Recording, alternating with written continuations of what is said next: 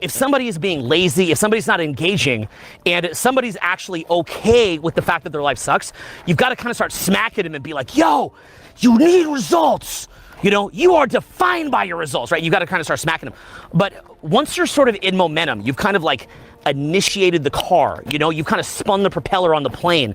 Well, then at that point, needing a result is actually, in many cases, not always, but in many cases, actually coming from a lower paradigm, because it's like you're cut off from flow, and the only way that you can get access to flow, or the only way that you can get access to a transcendent state. I'm gonna go ahead. Go ahead, buddy.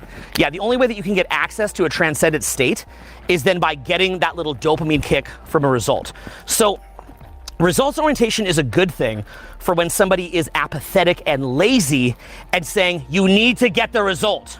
But then from there, once you're in that state where you actually have the hunger for a result and you're in a state of action, the need for the result actually depletes your focus. It actually lowers your results paradoxically, because what's happening is taking you out of the moment, it's taking you out of the flow, and it's coming from a place of need. And I can tell you that socially, when you come from a place of need, it's really, really pushing away your results.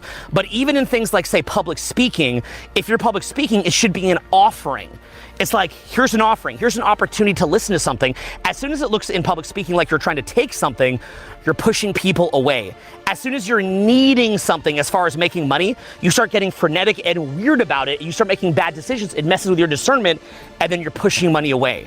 So at a lower level, saying, you know what, I hate the process of this, but I just really, really want the result, that is because you're cut off from flow.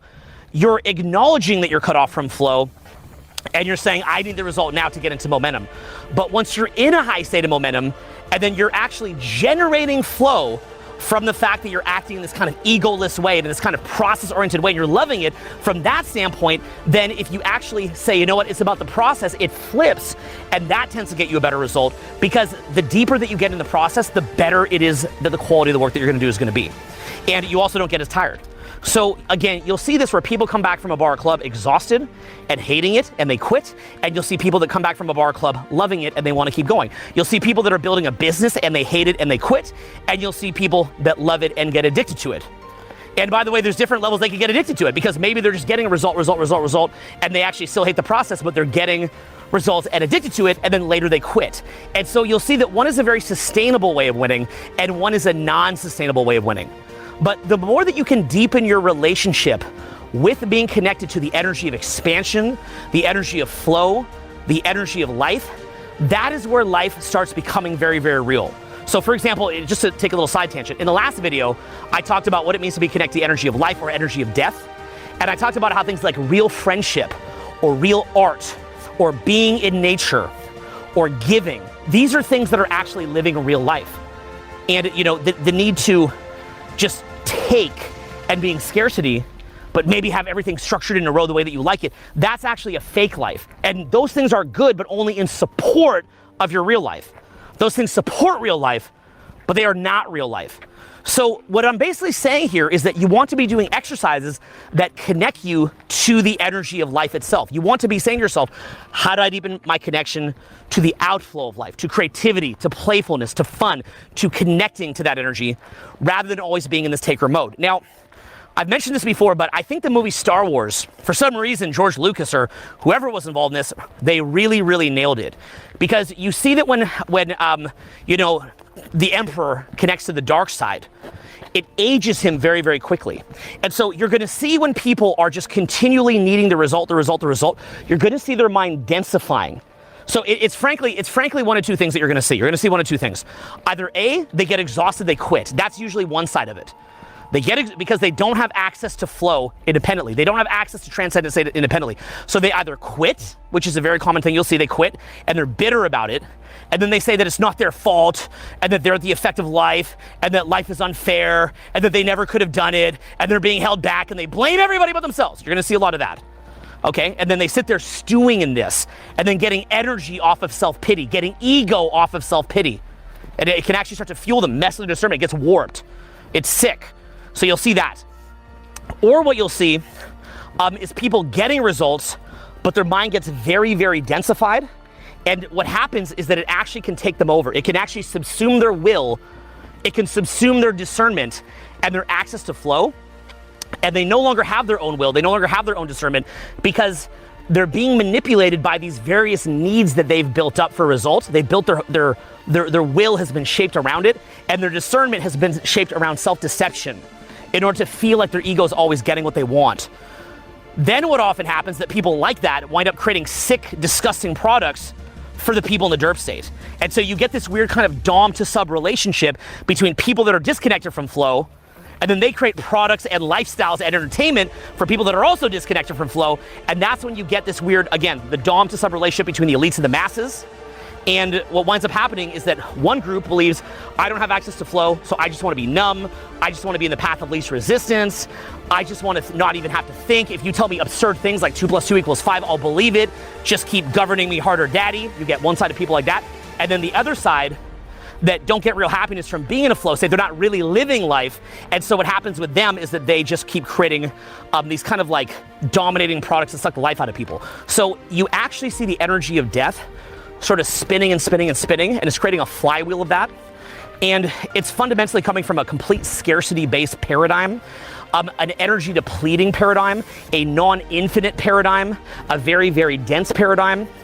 And it just sucks the life out of people. And ironically, the super rich billionaire is having the life sucked out of them in the same way that the person in the masses is. And that's why you'll see a lot of rich billionaires that you'll see them when they're older, they just look deranged and sick.